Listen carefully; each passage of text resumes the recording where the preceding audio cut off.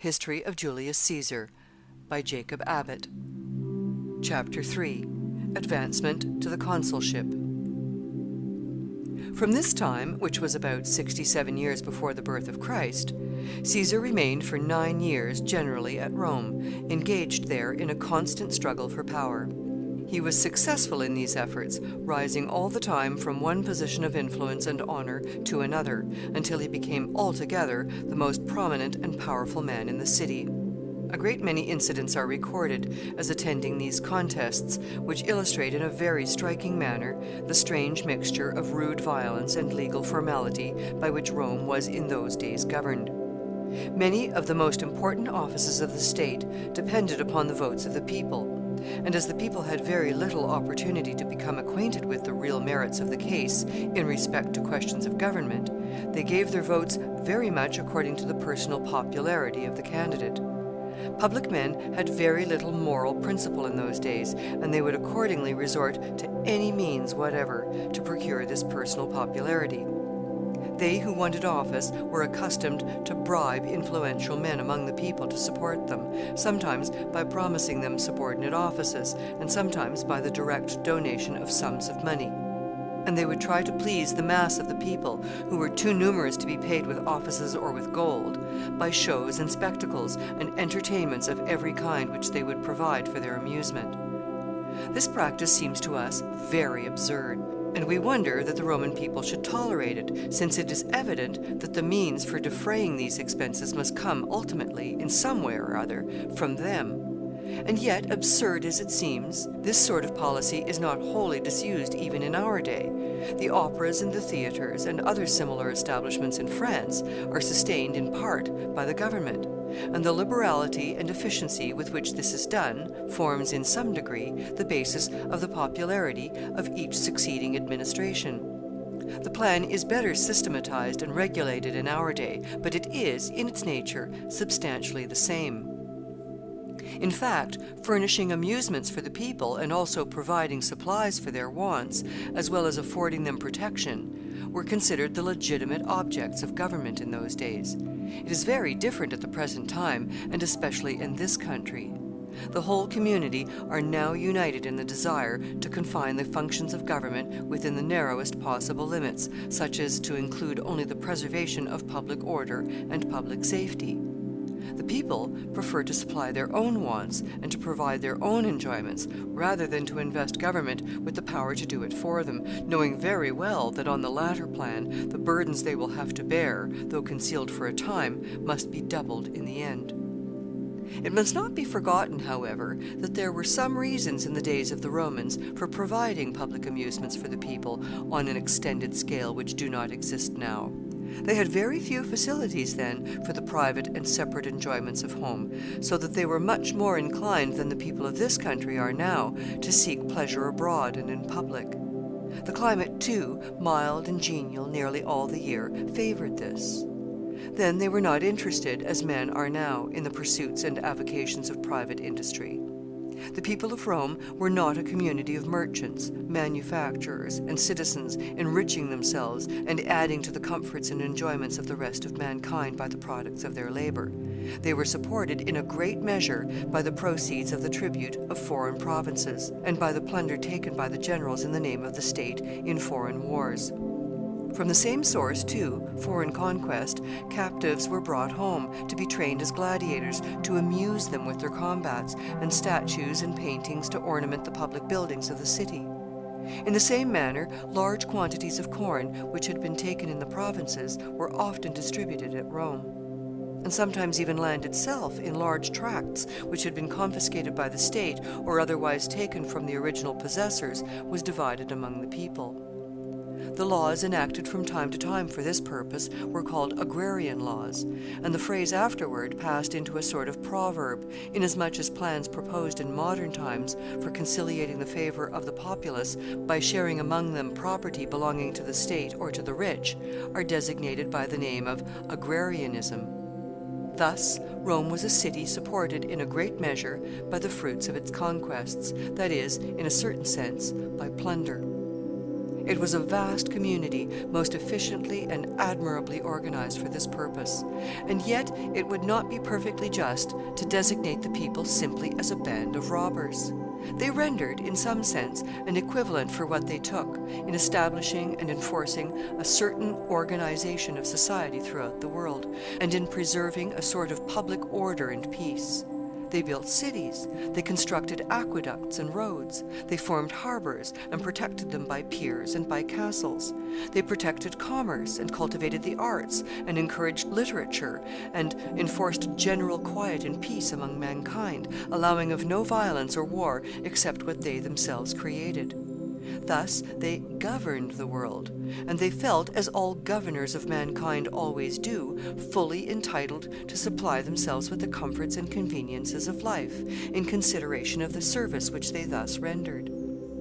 Of course, it was to be expected that they would sometimes quarrel amongst themselves about the spoils.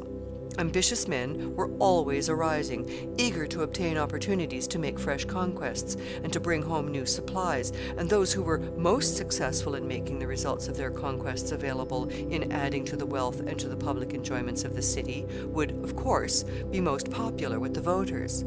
Hence, extortion in the provinces and the most profuse and lavish expenditure in the city became the policy which every great man must pursue to rise to power. Caesar entered into this policy with his whole soul, founding all his hopes of success upon the favor of the populace. Of course, he had many rivals and opponents among the patrician ranks and in the Senate, and they often impeded and thwarted his plans and measures for a time, though he always triumphed in the end. One of the first offices of importance to which he attained was that of quaestor, as it was called, which office called him away from Rome into the province of Spain, making him the second in command there. The officer first in command in the province was, in this instance, a praetor. During his absence in Spain, Caesar replenished in some degree his exhausted finances, but he soon became very much discontented with so subordinate a position. His discontent was greatly increased by his coming unexpectedly one day at a city then called Hades, the present Cadiz, upon a statue of Alexander, which adorned one of the public edifices there. Alexander died when he was only about 30 years of age, having before that period made himself master of the world. Caesar was himself now about 35 years of age, and it made him very sad to reflect that though he had lived 5 years longer than Alexander, he had yet accomplished so little. He was thus far only the second in a province, while he burned with an insatiable ambition to be the first in Rome. The reflection made him so uneasy that he left his post before his time expired and went back to Rome, forming on the way desperate projects for getting power there. His rivals and enemies accused him of various schemes, more or less violent and treasonable in their nature, but how justly it is not now possible to ascertain. They alleged that one of his plans was to join some of the neighboring colonies, whose inhabitants wished to be admitted to the freedom of the city, and making common cause with them, to raise an armed force and take possession of Rome. It was said that to prevent the accomplishment of this design, an army which they had raised for the purpose of an expedition against the Cilician pirates was detained from its march, and that Caesar, seeing that the government were on their guard against him, abandoned the plan.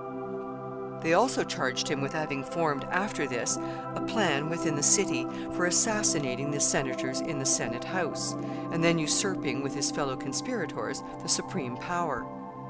Crassus, who was a man of vast wealth and a great friend of Caesar's, was associated with him in this plot, and was to have been made dictator if it had succeeded.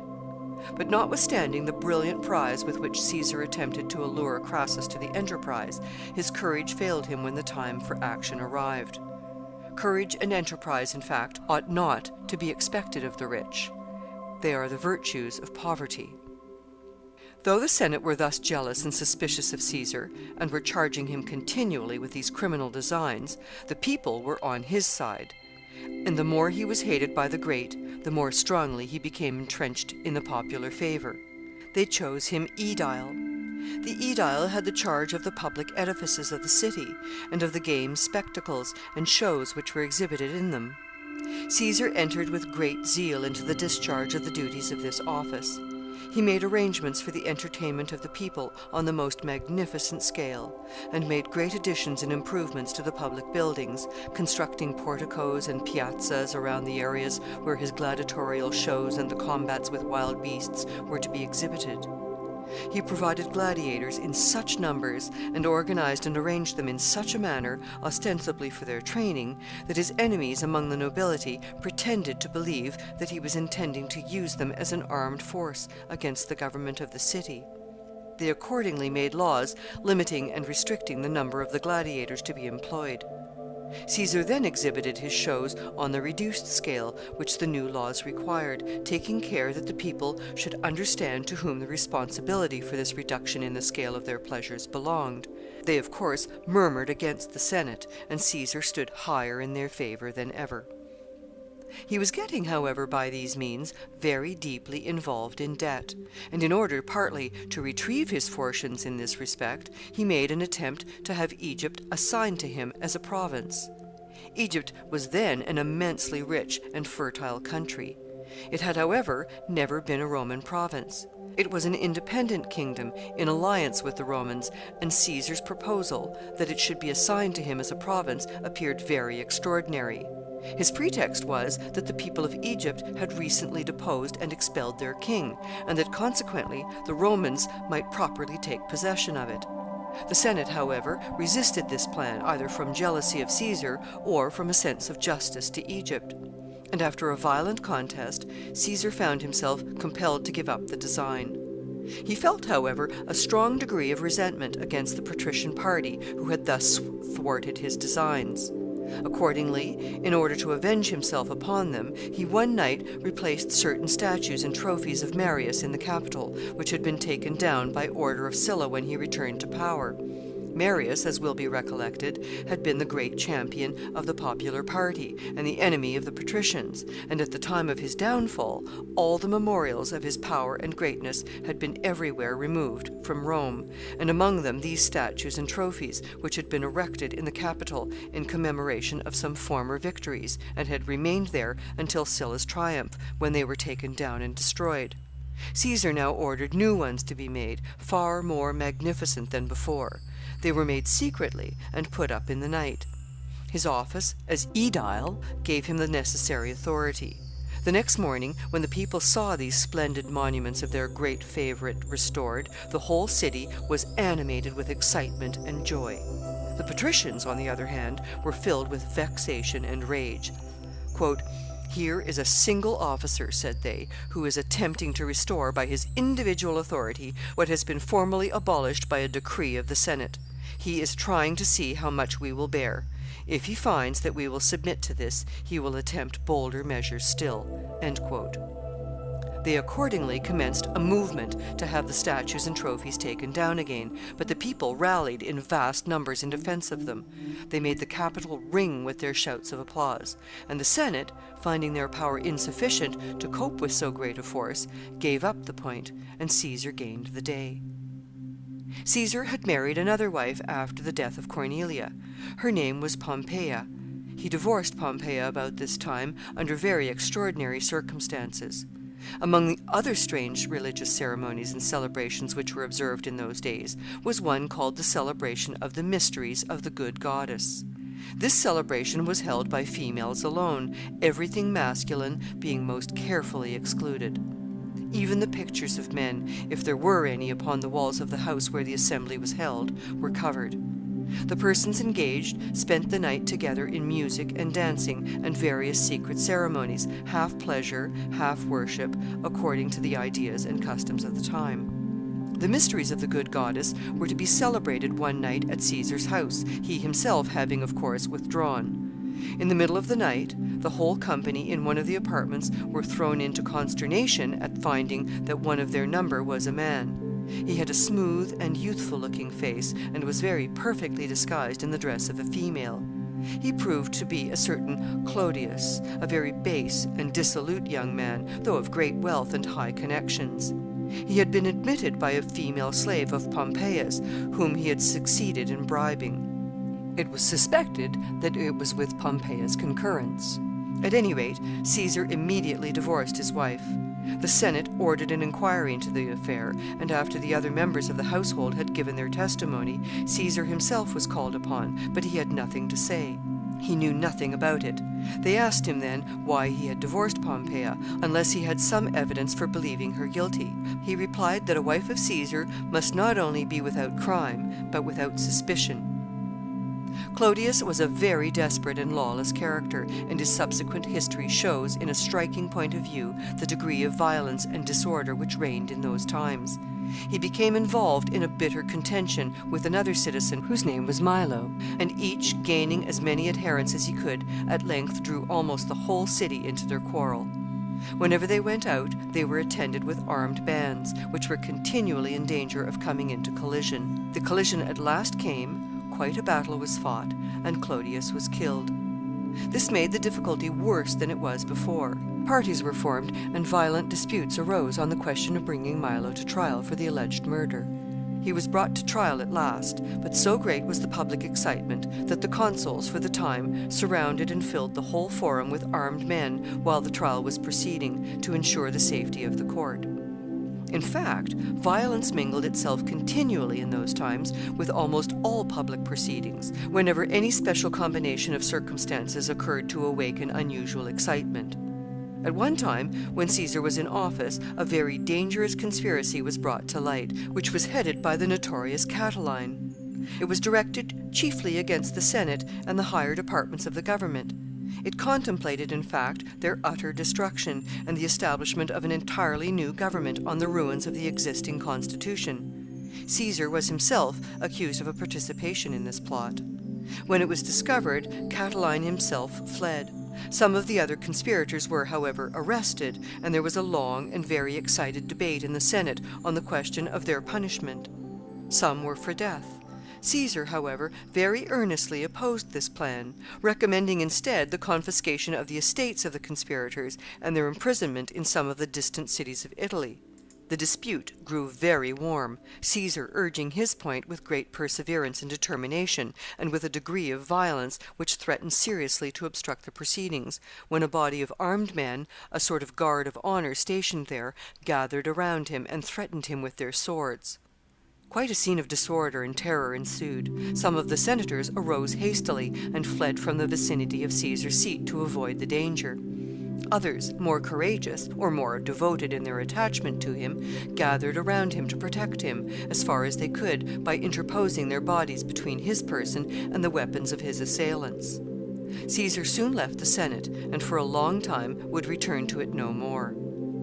Although Caesar was all this time, on the whole, rising in influence and power, there were still fluctuations in his fortune, and the tide sometimes, for a short period, went strongly against him. He was at one time, when greatly involved in debt and embarrassed in all his affairs, a candidate for a very high office, that of Pontifex Maximus, or Sovereign Pontiff. The office of Pontifex was originally that of building and keeping custody of the bridges of the city, the name being derived from the Latin word pons, which signifies bridge. To this, however, had afterward been added the care of the temples, and finally the regulation and control of the ceremonies of religion, so that it came in the end to be an office of the highest dignity and honor. Caesar made the most desperate efforts to secure his election, resorting to such measures, expending such sums, and involving himself in debt to such an extreme that if he failed, he would be irretrievably ruined. His mother, sympathizing with him in his anxiety, kissed him when he went away from the house on the morning of the election, and bade him farewell with tears. He told her that he should come home that night to Pontiff, or he should never come home at all. He succeeded in gaining the election. At one time, Caesar was actually deposed from a high office which he held by a decree of the Senate. He determined to disregard this decree and go on in the discharge of his office as usual. But the Senate, whose ascendancy was now, for some reason, once more established, prepared to prevent him by force of arms. Caesar, finding that he was not sustained, gave up the contest, put off his robes of office, and went home. 2 days afterward, a reaction occurred. A mass of the populace came together to his house and offered their assistance to restore his rights and vindicate his honor. Caesar, however, contrary to what everyone would have expected of him, exerted his influence to calm and quiet the mob, and then sent them away, remaining himself in private as before. The Senate had been alarmed at the first outbreak of the tumult, and a meeting had been suddenly convened to consider what measures to adopt in such a crisis. When, however, they found that Caesar had himself interposed, and by his own personal influence had saved the city from the danger which threatened it, they were so strongly impressed with a sense of his forbearance and generosity that they sent for him to come to the Senate House, and after formally expressing their thanks, they cancelled their former vote and restored him to his office again. This change in the action of the Senate does not, however, necessarily indicate so great a change of individual sentiment as one might at first imagine. There was undoubtedly a large minority who were averse to his being deposed in the first instance, but being outvoted, the decree of deposition was passed. Others were perhaps more or less doubtful. Caesar's generous forbearance in refusing the offered aid of the populace carried over a number of these sufficient to shift the majority, and thus the action of the body was reversed. It is in this way that the sudden and apparently total changes in the action of deliberative assemblies which often take place, and which would otherwise in some cases be almost incredible, are to be explained. After this, Caesar became involved in another difficulty, in consequence of the appearance of some definite and positive evidence that he was connected with Catiline in his famous conspiracy. One of the senators said that Catiline himself had informed him that Caesar was one of the accomplices of the plot. Another witness, named Vettius, laid an information against Caesar before a Roman magistrate, and offered to produce Caesar's handwriting in proof of his participation in the conspirators' designs. Caesar was very much incensed, and his manner of vindicating himself from these serious charges was as singular as many of his other deeds. He arrested Vettius, and sentenced him to pay a heavy fine and to be imprisoned, and he contrived also to expose him, in the course of the proceedings, to the mob in the Forum, who were always ready to espouse Caesar's cause, and who on this occasion beat Vettius so unmercifully that he barely escaped with his life. The magistrate, too, was thrown into prison for having dared to take an information against a superior officer. At last, Caesar became so much involved in debt through the boundless extravagance of his expenditures that something must be done to replenish his exhausted finances. He had, however, by this time risen so high in official influence and power that he succeeded in having Spain assigned to him as his province, and he began to make preparations to proceed to it. His creditors, however, interposed, unwilling to let him go without giving them security. In this dilemma, Caesar succeeded in making an arrangement with Crassus, who has already been spoken of as a man of unbounded wealth and great ambition, but not possessed of any considerable degree of intellectual power. Crassus consented to give the necessary security, with an understanding that Caesar was to repay him by exerting his political influence in his favor. So soon as this arrangement was made, Caesar set off in a sudden and private manner, as if he expected that otherwise some new difficulty would intervene. He went to Spain by land, passing through Switzerland on the way. He stopped with his attendants one night at a very insignificant village of shepherds' huts among the mountains. Struck with the poverty and worthlessness of all they saw in this wretched hamlet, Caesar's friends were wondering whether the jealousy, rivalry, and ambition which reigned among men everywhere else in the world could find any footing there, when Caesar told them that, for his part, he should rather choose to be first in such a village as that than the second at Rome. The story has been repeated 1,000 times and told to every successive generation now for nearly 20 centuries, as an illustration of the peculiar type and character of the ambition which controls such a soul as that of Caesar. Caesar was very successful in the administration of his province. That is to say, he returned in a short time with considerable military glory, and with money enough to pay all his debts, and furnish him with means for fresh electioneering. He now felt strong enough to aspire to the office of consul, which was the highest office of the Roman state. When the line of kings had been deposed, the Romans had vested the supreme magistracy in the hands of 2 consuls, who were chosen annually in a general election, the formalities of which were all very carefully arranged. The current of popular opinion was, of course, in Caesar's favor, but he had many powerful rivals and enemies among the great, who, however, hated and opposed each other as well as him. There was at that time a very bitter feud between Pompey and Crassus, each of them struggling for power against the efforts of the other. Pompey possessed great influence through his splendid abilities and his military renown. Crassus, as has already been stated, was powerful through his wealth. Caesar, who had some influence with them both, now conceived the bold design of reconciling them, and then of availing himself of their united aid in accomplishing his own particular ends. He succeeded perfectly well in this management. He represented to them that by contending against each other, they only exhausted their own powers, and strengthened the arms of their common enemies. He proposed to them to unite with one another and with him, and thus make common cause to promote their common interest and advancement. They willingly acceded to this plan, and a triple league was accordingly formed, in which they each bound themselves to promote by every means in his power the political elevation of the others, and not to take any public step or adopt any measures without the concurrence of the three. Caesar faithfully observed the obligations of this league so long as he could use his two associates to promote his own ends, and then he abandoned it. Having, however, completed this arrangement, he was now prepared to push vigorously his claims to be elected consul. He associated with his own name that of Lucius, who was a man of great wealth, and who agreed to defray the expenses of the election for the sake of the honor of being consul with Caesar. Caesar's enemies, however, knowing that they probably could not prevent his election, determined to concentrate their strength in the effort to prevent his having the colleague he desired. They made choice, therefore, of a certain Bibulus as their candidate. Bibulus had always been a political opponent of Caesar's, and they thought that by associating him with Caesar in the supreme magistracy, the pride and ambition of their great adversary might be held somewhat in check.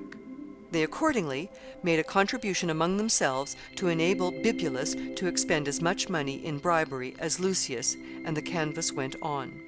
It resulted in the election of Caesar and Bibulus. They entered upon the duties of their office, but Caesar, almost entirely disregarding his colleague, began to assume the whole power, and proposed and carried measure after measure of the most extraordinary character, all aiming at the gratification of the populace. He was at first opposed violently, both by Bibulus and by many leading members of the Senate, especially by Cato, a stern and inflexible patriot, whom neither fear of danger nor hope of reward could move from what he regarded his duty. But Caesar was now getting strong enough to put down the opposition which he encountered without much scruple as to the means. He ordered Cato on one occasion to be arrested in the Senate and sent to prison. Another influential member of the Senate rose and was going out with him. Caesar asked him where he was going. He said he was going with Cato. He would rather, he said, be with Cato in prison than in the Senate with Caesar.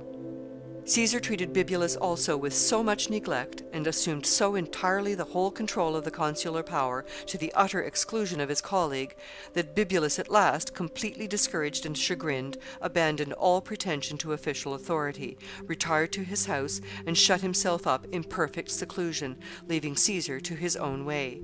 It was customary among the Romans, in their historical and narrative writings, to designate the successive years not by a numerical date as with us, but by the names of the consuls who held office in them. Thus, in the time of Caesar's consulship, the phrase would have been, "in the year of Caesar and Bibulus, consuls," according to the ordinary usage.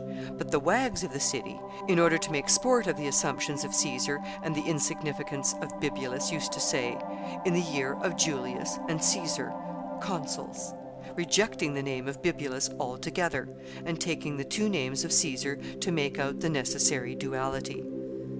End of chapter 3.